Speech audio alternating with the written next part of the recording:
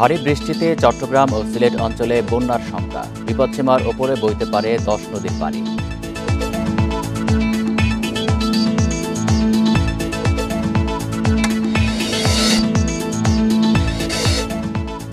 সুনামগঞ্জের টাঙ্গুয়ার হাওরে পর্যটকবাহী হাউসবোটে আগুন। নিরাপদে সরিয়ে নেওয়া হয় 10 জনকে।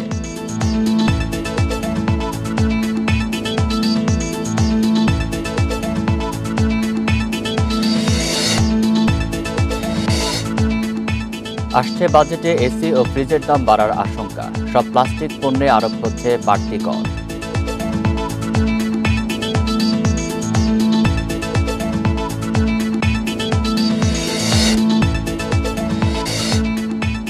জমে উঠছে কোরবানির পশুর হাট।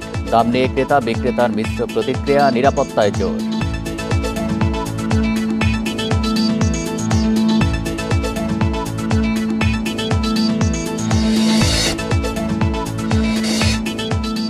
ঈদযাত্রায় দৌলতদিয়া পাটুরিয়া ঘাটে থাকছে 17 ফেরি, 20 লঞ্চ। নিরাপত্তায় থাকবে সেনাবাহিনী।